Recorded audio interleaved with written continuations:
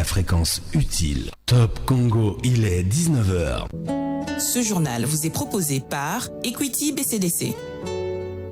Top Congo FM 88.4, première radio d'information en République démocratique du Congo. Reprise timide des activités à Goma au Nord Kivu après 2 jours de manifestations violentes contre la MONUSCO. Les installations de la mission onusienne prises d'assaut pendant les 2 jours par des manifestants sont sécurisées par la police et la police militaire. Entre-temps, la SENCO appelle à des discussions entre le gouvernement, la mission onusienne et la société civile autour des stratégies pour la pacification de l'Est du pays. Et le président du Sénat appelle au calme. Modeste Bahati dément avoir incité la population à attaquer les installations de la mission onusienne pour la stabilisation en RDC. Top Congo FM. La limite entre le territoire de Wamba dans la province du Haut-Uélé et Mambasa dans la province de Lituri sera bientôt tracée. C'est le gouvernement militaire qui l'annonce. Le général Johnny Luboya précise que c'est pour préserver les ressources de sa juridiction. Top Congo FM. Face à face spécial juste après ce journal avec le ministre des Hydrocarbures, Didier Boudimou répondra aux questions de Christian Loussakweno. Top Congo FM. Colère du président de la FEC, Albert Yuma, dénonce la prolifération des impositions qui s'observent chaque année et l'augmentation des taux des droits, taxes et redevances. Le PCA du patronat congolais l'a dit au cours de l'Assemblée générale ordinaire. Voilà pour le sommaire. Top Congo FM, le journal vous est présenté par Eric Ambago. Bonjour, reprise timide des activités à Goma dans la province du Nord Kivu après 2 jours de manifestations violentes contre la MONUSCO. Les installations de la mission onusienne prises d'assaut pendant les 2 jours par les manifestants sont aujourd'hui sécurisées par la police et la police militaire. Le point avec notre correspondant sur place, Jonathan Combi. Les activités ont repris timidement. La circulation redevient un tout petit peu fluide sur plusieurs axes qui étaient barricadés depuis la matinée par les manifestants. Donc ici nous parlons des axes Instigo-Katindo sur la RN2, Majengo-Mutinga, Mutinga-Katoy. Partout là-bas, la police, appuyée par les éléments de la police militaire, ont réussi à dégager les voies. Les soirs donc de ce mercredi, les activités ont repris timidement parce qu'il y a certaines boutiques qui ont rouvert aux abords des principales artères de la ville. Est-ce que les installations de la MONUSCO sont aujourd'hui sécurisées? Les installations de la MONUSCO sont sécurisées par les éléments de la police, appuyés par ceux de la police militaire. Là, il faut parler notamment des installations de la base logistique au niveau de la RVA où ça a recrépité il y a 24 heures. Il faut parler des installations de la MONUSCO au niveau des Sotraki à Tichero, au niveau du centre-ville. Les soirs de ce mercredi, il y a en tout cas eu des mouvements, des taxibus qui ont été visibles sur la chaussée, des motos qui ont également été vues sur la chaussée. Les organisateurs même des manifestations l'ont dit, c'est que ils estiment que leur message est en train d'être suivi petit à petit par le gouvernement et la communauté internationale. Et entre-temps, la SENCO appelle à des discussions entre le gouvernement, la mission onusienne et la société civile autour des stratégies pour la pacification de l'Est du pays. Monseigneur Donatien Cholet, porte-parole de la conférence épiscopale nationale du Congo, précise dans un communiqué signé à Accra au Ghana que la situation sécuritaire n'a pas évolué depuis plus de 20 ans. Après plus de 2 décennies d'insécurité, les gouvernements qui se sont succédés et les différentes résolutions des Nations Unies n'ont pas réussi à neutraliser les groupes armés nationaux et internationaux. Ces derniers continuent en toute impunité à semer la désolation auprès des populations civiles de l'Est de la République démocratique du Congo. La SENCO condamne fermement toute violence qui a prévalu durant les manifestations de Goma et de Butembo, d'où qu'elles viennent. Elle encourage l'État congolais et la MONUSCO à diligenter une enquête conjointe afin que les conditions dans lesquelles les scènes de violence et de pillage se sont exercées soient mises en lumière et que leurs auteurs soient traduits en justice. Elle encourage le gouvernement de la République à organiser les concertations avec la MONUSCO et les organisations de la société civile aux fins d'établir un diagnostic sur les interventions des uns et des autres portant sur le retour de la paix dans la partie l'Est de la République démocratique du Congo. Monseigneur Donatien Cholet. Manifestation anti-MONUSCO à Butembo. Le gouverneur militaire du Nord Kivu s'imprègne de la situation. Il a visité la base de la MONUSCO et a rendu visite à plusieurs blessés à l'hôpital général de Matanda. Le lieutenant général Constant Dima demande à toute la population de cesser les manifestations et c'est entre les deux camps que la solution pour le départ de la MONUSCO pourrait être trouvée, entre le gouvernement et la MONUSCO, que la solution pour le départ de la mission onusienne sera trouvée. On écoute le gouverneur militaire du Nord Kivu, le lieutenant général Constant Dima. Nous avions suivi de près tout ce qui s'est passé ici à Butembo, dont nous avons déploré le dégât important, matériel et en vies humaines, que ce soit parmi notre population et que ce soit parmi les casques bleus. Nous venons compatir avec les familles éprouvées, réconforter notre population et aussi la MONUSCO qui a perdu aussi les leurs. Vous savez, dans pareilles circonstances de dégâts matériels ou de dégâts en personnel, c'est tout le monde qui perd. Notre présence ici, c'est pour réconforter notre population. Nous savons, nous comprenons le râle, le bord. Nous comprenons qu'ils sont vraiment à bout de leur patience de voir la paix revenir ici dans notre province du Nord Kivu. Nous les comprenons, mais nous ne pouvons pas livrer à ces jeux de l'ennemi en ce moment où le pays est agressé pour que nous fassions les leads à l'ennemi. Donc la violence appelle toujours la violence et ne résout pas les problèmes. S'agissant du départ de la MONUSCO, je crois que la MONUSCO est notre partenaire privilégié, invité par le gouvernement. Aussi, le gouvernement prend très au sérieux la réaction de la population et d'ailleurs, le processus du départ de la MONUSCO a déjà commencé. Et à Uvira, dans le Sud Kivu, il y avait également manifestation anti-MONUSCO. Le gouverneur du Sud Kivu a annoncé l'ouverture d'une enquête pour déterminer les causes réelles de la coupure du câble électrique qui a causé la mort de 4 manifestants ce mercredi dans cette partie du Sud Kivu. Tout en appelant la population au calme, Teongwa Bidje indique que le gouvernement est déjà saisi des attentes de la population. On l'écoute dans cet extrait choisi par Grace Lola. Présenter mes condoléances les plus attristées aux familles éplorées suite aux événements qui ont troublé l'ordre public aujourd'hui à Uvira. Nous avons eu des manifestations contre la MONUSCO à Uvira et suite à cette manifestation, il y a un câble du courant électrique de la SNEL qui a lâché et qui a électrocuté 4 manifestants. Je voudrais aussi souligner qu'une enquête va être rapidement ouverte. J'ai donné instruction aux autorités sur place pour que les responsabilités soient dégagées. Je voudrais appeler particulièrement notre population du Sud Kivu au calme. Je me réjouis que si l'ensemble de la province du Sud Kivu, aujourd'hui, nous avons un calme par rapport aux manifestations contre la MONUSCO. Sur instruction expresse du président de la République, son Excellence Félix-Antoine Tshisekedi Tshilombo, qui tient à ce que la paix règne sur l'ensemble de notre pays. Les forces de sécurité ont été donc instruites pour maintenir l'ordre et la paix.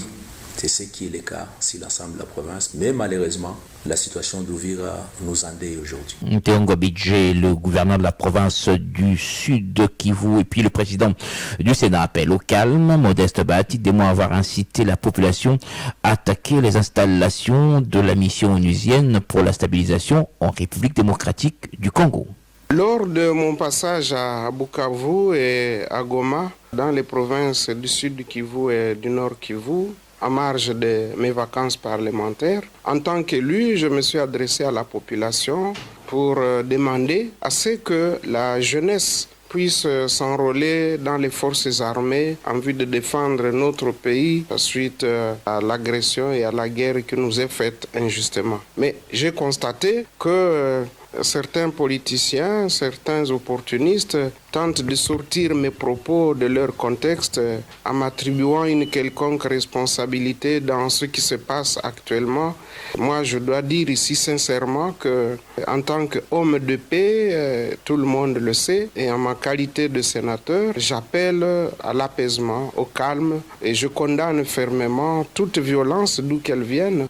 J'interdis également à tous les membres de notre parti et regroupement FDC alliés et à tous ceux qui me sont proches de s'attaquer sous quelque forme que ce soit au patrimoine et au personnel des Nations Unies. Je condamne également les tueries qui se produisent à la suite de la manifestation des citoyens et des citoyennes congolais, manifestation du reste autorisée par la Constitution, mais nous insistons sur le fait qu'il faut éviter toute destruction, toute brutalité. Le président du Sénat, Modeste Bati, le parti politique PRM, Patriote Résistant Maï Maï, dit suivre de près les événements et dit également comprendre les revendications de la population. Pour cette organisation, l'inefficacité de la MONUSCO face aux violences dans cette région traduit le ras-le-bol de la population de cette partie du pays. On écoute Ghislain Bouendoua, qui est membre de cette organisation politique, au micro de Cécile Combat. À ma qualité de président national des Patriotes Résistants Maï Maï, j'étais le premier à lancer les messages de sensibilisation à la population congolaise en général et à la population de l'Est en particulier pour faire face à cette énième tentative de l'imposteur Kagame d'envahissement de notre pays. Nous sommes allés plus loin, nous avons démontré que nous sommes vraiment imbus de trouver que la communauté internationale est complice contre le malheur qui frappe le peuple congolais et qui frappe beaucoup plus le peuple de l'Est de la République démocratique du Congo. Il y a eu peu de morts et peut-être même des têtes de vaches que Kagame a exposées au niveau international pour déclarer le génocide. Mais le génocide qui se passe au Congo est visible. Plus de 12 millions de Congolais aujourd'hui, nous pouvons en dénombrer peut-être 20 millions. Passivement devant la communauté internationale qui prétend venir rétablir la paix. Nous pensons que la population de l'Est a suivi les messages que j'ai lancé pour dire non à la complicité de la communauté internationale. Donc nous saluons cette bravoure de la population de l'Est. Nous l'encourageons, nous l'accompagnons, nous la soutiendrons jusqu'au prix du sacrifice suprême. Ghislain Bouendoua, il est le président du PRM Patriote Résistant Maï Maï. Et le RCD-KML dit également suivre de près la situation qui prévaut dans l'Est du pays et appelle la population à agir avec plus de rationalité pour ne pas tomber dans le piège de l'ennemi. Le parti de Antipas Mboussania Mussi condamne les actes de violence contre la MONUSCO et rappelle que ces actes demeurent répréhensibles. Isabelle Mwango. Dans une déclaration ce mercredi, le président national du RCD-KML a souligné que son parti comprend la population qui aspire à la paix au Nord Kivu et en Ituri. Le RCD-KML rappelle par ailleurs que c'est au FARDC d'assurer la sécurité de la population congolaise sur toute l'étendue du territoire national. Mais cette armée a besoin d'être réformée pour faire face aux défis présents et à venir. Il a précisé que l'intervention de la MONUSCO et des armées étrangères invitées par le gouvernement est complémentaire et subsidiaire. Le parti de Mboussania Moussi réaffirme son soutien aux populations de l'Est de la RDC qui n'attend que des réponses appropriées à l'insécurité qui sévit dans le Nord Kivu et en Ituri. Ce parti salue aussi les efforts diplomatiques et militaires de la RDC en vue d'éradiquer les ADF et le M23. Isabelle Mwango et le ministre de la Jeunesse s'est adressé à la population, notamment aux jeunes, mercredi au lendemain de ces manifestations qui ont coûté la vie à une dizaine de civils et quelques membres de la mission onusienne au Congo. Dans son adresse, Yves Boukoulou a aussi appelé au calme et à la retenue tout en reconnaissant le droit constitutionnel de manifester. Le ministre de la Jeunesse a aussi demandé aux jeunes d'éviter les actes de vandalisme et de pillage. Walter Couille. Parti de Goma, avant de s'étendre au grand nord de la province du Nord Kivu, ces manifestations se sont étendues ce mercredi à Uvira au sud Kivu, où 3 personnes ont trouvé la mort. Le ministre de la Jeunesse, Yves Bonkoulo, a appelé à la cessation des manifestations. La question du désengagement de la MONUSCO est déjà sur la table du gouvernement, a-t-il rassuré. Yves Bonkoulo. Je commencerai d'abord par présenter des condoléances aux familles qui ont perdu leurs membres suite aux manifestations qui ont eu lieu dans les différentes villes du Nord Kivu. Je lance un appel au calme. Je demande à toute la jeunesse de mettre fin aux manifestations parce que la question du départ de la MONUSCO, c'est une question qui est déjà prise en charge au niveau du gouvernement. Il y a eu des instructions lors d'un conseil de ministres de son Excellence Monsieur le Président de la République de pouvoir mettre en place un plan de désengagement de la MONUSCO. Et j'en profite pour lancer un message à toute la jeunesse congolaise à pouvoir s'enrôler dans notre armée afin que nous puissions avoir une armée qui sera capable de faire face aux différentes rébellions que nous avons à l'est de notre pays. Je condamne également tous les pillages qu'il y a eu à l'Est. Et lors de ces différentes manifestations, nous ne devons pas profiter de revendications pour piller, pour mettre fin au commerce de certains compatriotes qui ont été victimes et même aux installations de la MONUSCO. 3 personnes ont trouvé la mort par électrocution ce mercredi lors des manifestations contre la MONUSCO au sud Kivu. Walter Couille, on quitte le Nord Kivu pour parler du territoire ou de la province de l'Ituri. La limite entre le territoire de Wamba dans la province de Ouélé et de Mambasa dans la province de l'Ituri sera bientôt tracée. C'est le gouverneur militaire qui l'annonce. Le lieutenant-général Johnny Luboya précise que c'est pour préserver les ressources de sa juridiction. Ses propos sont traduits du swahili en français. Tuseme territoire ya Aru na territoire ya Faraje tulishafanya délimitation mzuri sana. Nous avons déjà fait la délimitation des territoires de Aru et Faraje. Il reste seulement Mambasa et Wamba. La commission est rentrée à Kinshasa et dès qu'elle sera dotée des moyens nécessaires, elle va procéder à une bonne délimitation pour savoir les limites entre Mambasa et Wamba. Tout ceci parce qu'il y a tentative de subtiliser nos richesses, l'eau et autre chose. C'est pourquoi il y a tentative d'annexion de cette partie de notre province. Mais je suis en train de suivre de près ce dossier. Personne ne prendra une partie de Mambasa et l'annexer à Wamba. Concernant le problème de tracasserie, je suis ici avec toutes les autorités. Ici, vous avez les autorités des FARDC, de la police nationale et de tous les services de l'État. Vous viendrez, vous aurez l'occasion de leur poser toutes les questions possibles. Posez toutes les questions que vous avez. Il faut les noter toutes.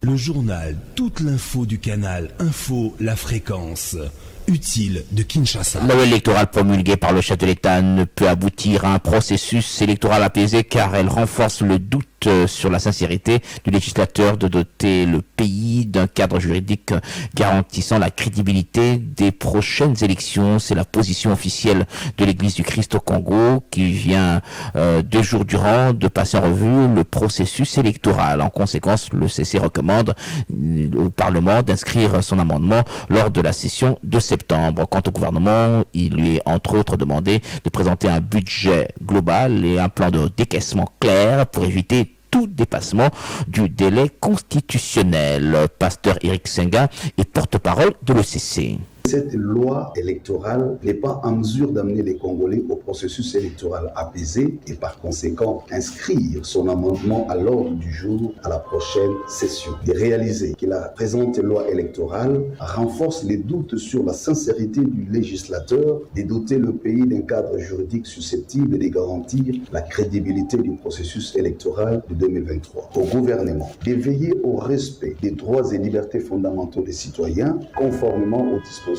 des articles 11 à 33 tout au long du processus électoral. De présenter un plan global de sécurisation des élections dans les zones exposées aux conflits armés. De présenter les budgets globaux et les plans de décaissement pour le financement des élections de 2023 en vue d'éviter tout dépassement du délai constitutionnel. Aux cours et tribunaux, de mener des actions de nature à décourager les pratiques de corruption pendant les élections. À la CENI d'arrêter de gérer ces processus comme une affaire privée, et ce, à l'encontre du principe universel de transparence électorale. D'inscrire dans les mesures d'application l'exigence de remettre à tous les témoins et observateurs les procès-verbaux des résultats publiés dans le bureau des votes.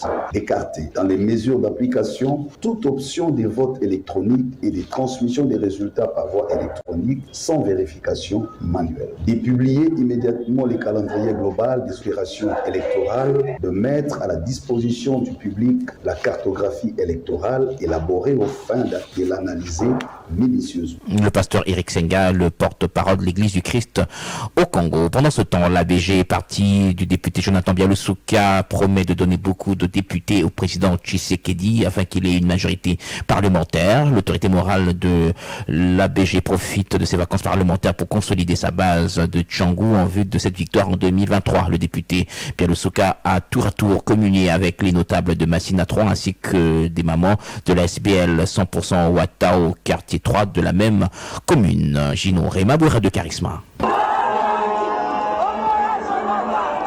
À son arrivée, un accueil digne d'un prince lui a été réservé.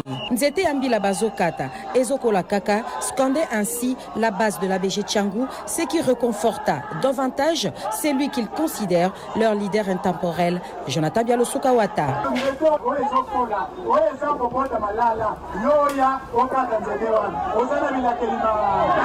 Au sujet des élections de 2023, l'autorité morale de l'ABG a indiqué que les préparatifs vont bon train dans ce district le plus populaire de Kinshasa avant de rappeler le soutien de l'ABG à la candidature de Félix Tshisekedi. L'ABG soutient un président de la République aux élections de 2023, son Excellence Félix Antoine Tshisekedi. Mais Félix Antoine Tshisekedi ne va pas diriger seul, il lui faut une majorité. L'ABG veut être parmi les partis qui vont donner beaucoup de députés à Fachi pour qu'il ait sa majorité. Donc en même temps, je suis en train de sensibiliser pour que sur 18 députés à Tcham que l'ABG rafle 3 et sur autant de députés à la députation provinciale que nous ayons autant de députés voulu, puisque le combat de l'ABG, non seulement pour gagner avec le chef de l'État au sommet de l'État, mais c'est pour gouverner avec lui aussi la ville de Kinshasa. Au moment de l'association 100% Ouattara, le number one de l'ABG les a exhortés à rester fidèles au parti et à travailler pour plus d'adhésion à l'ABG, parti de masse, en marge de la grande rencontre de toutes les mamans de Tchangou qui aura lieu au stade municipal de Massina.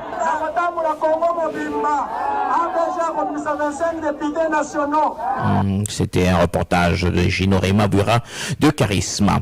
Colère du président de la FEC, Albert Yuma, dénonce la prolifération des impositions qui s'observent chaque année et l'augmentation des taux des droits, taxes et redevances. Le PCA du patronat congolais l'a dit au cours de l'Assemblée générale ordinaire ce mercredi 27 juillet. On l'écoute.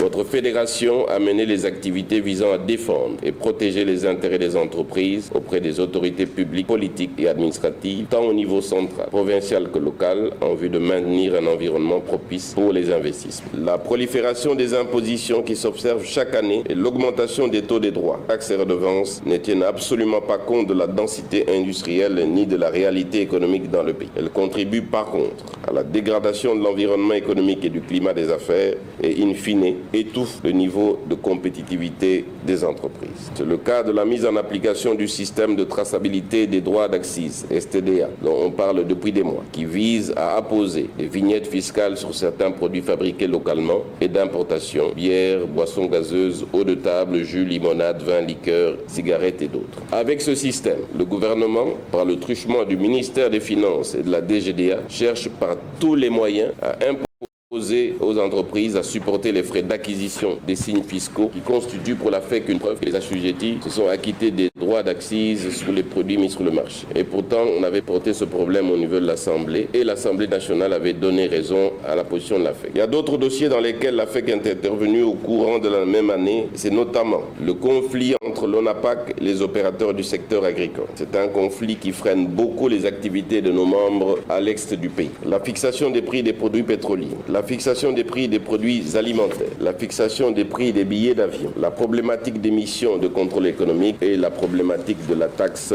RAM. Le président de la Fédération des entreprises du Congo, Albert Youma, les structures publiques et privées impliquées dans l'encadrement des PME ont reçu des équipements et matériels informatiques pour renforcer leur capacité. L'octroi de ces équipements est le début de la concrétisation des appuis institutionnels prévus dans le cadre du projet d'appui au développement des micro, petites et moyennes entreprises PADEM-TME. Jean-Cy Makola pour les explications. Le projet d'appui au développement des micro, petites et moyennes entreprises cible d'une manière exhaustive l'écosystème entrepreneurial que sont les micro, petites et moyennes entreprises, des services chargés de l'amélioration de l'environnement des affaires, les entrepreneurs, les prestataires et les parties prenantes agissantes dans le service de développement des entreprises SD en sigle. Pour Alexis Mangala, coordonnateur de l'unité de coordination du projet, l'appui du PADEM-PME au PME couvre d'une part l'assistance technique sous forme d'accompagnement technique de coaching et de mentorat et d'autre part l'assistance financière sous forme de subventions financières ou en nature. Bien que la micro, petite et moyenne entreprise bénéficie de l'appui technique et financier, elle ne saura assurer sa pérennisation sans l'apport des SDE, car ce dernier lui apportera les soutiens techniques dont elle a besoin pour son développement et son insertion dans les chaînes de valeur. Au-delà de la remise symbolique des équipements, le gouvernement réaffirme sa volonté d'améliorer la performance de ses services et partenaires dans l'encadrement de l'entrepreneuriat et des petites et moyennes entreprises. Devant les structures bénéficiaires, le directeur des cabinets du ministre des PME, Maître Justin Mangala, exhorte à ces structures au sens des responsabilités dans l'utilisation des équipements reçus, sachant qu'il y a encore de nombreux besoins